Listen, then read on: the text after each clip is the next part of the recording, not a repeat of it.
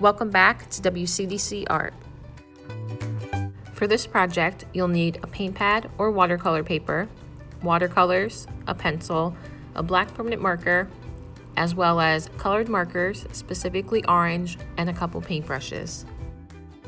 Our first step for this project is to have a circle. So I have an 8-inch circle that I cut from a piece of cardstock, just so it's a bit heavier, so it's easier to trace. And I'm going to trace that onto my paint pad or watercolor paper.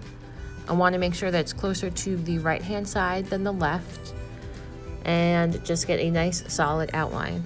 And from there, I'm going to take that same circle and kind of move it up and to the left a little bit, so what I'm left with is a nice crescent moon shape. And then I would trace the part of the circle that is inside to finish off that moon shape. And then about halfway down that newest curved line we just did, I'm going to draw a nose for our moon. And then just erase that little bit of pencil behind it.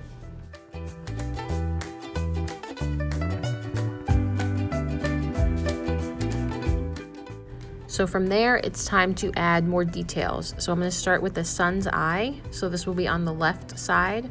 And I'm going to do a kind of curved and swirled line, and then bring it down and do the same thing but in reverse underneath. And then add in a half circle inside of there for his eye, and then also give him an eyebrow. And then we're going to move over to our moon side and give him a sleeping eye. So that's just going to be a little curve, and I'm going to add some eyelashes and then also an eyebrow.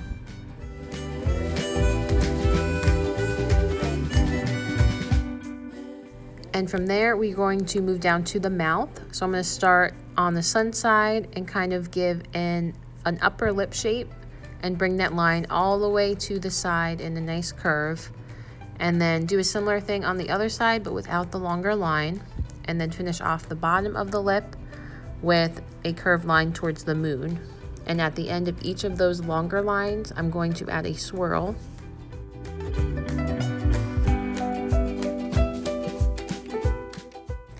And now our last step for the drawing part of this is to add some sun rays to the outside of our sun.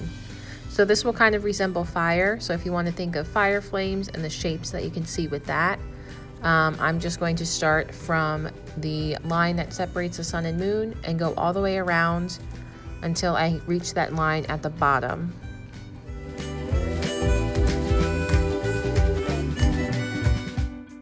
After we have everything drawn out in pencil, we are going to take our permanent marker and just trace over everything.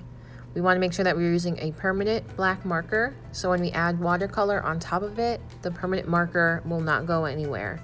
A regular washable marker may start to bleed and run when we add paint on top of it.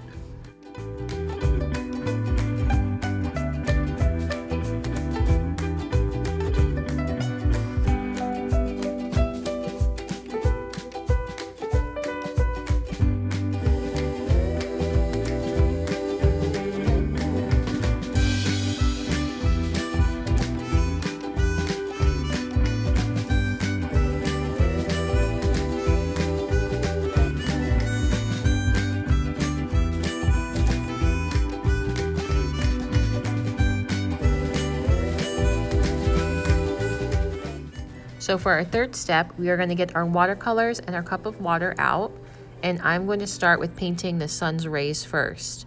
So I'm going to go between using yellow watercolor and orange, and I'm going to focus specifically on this section.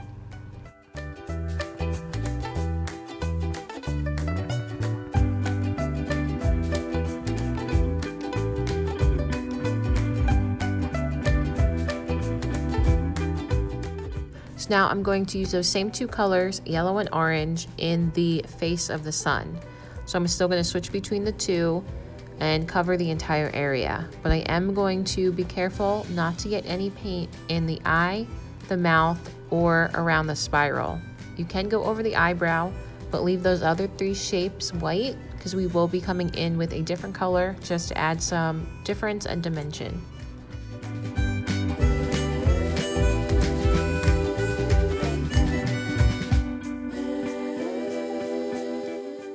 So once we are done with the yellow and orange watercolor, we can take some red and add that to the circle within the eye. as well as the mouth and around the spiral.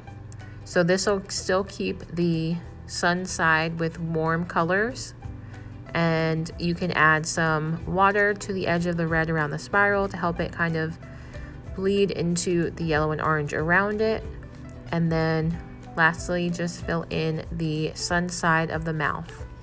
And now it's time to move on to the moon. So for the moon, I'm going to use blue watercolor, and I'm going to fill in the whole moon shape. But again, I'm going to avoid the spiral and the mouth. Because the moon has a sleeping eye, you can just paint right over that. But just keep in mind the spiral and the mouth, we will come in with purple afterwards to add some color.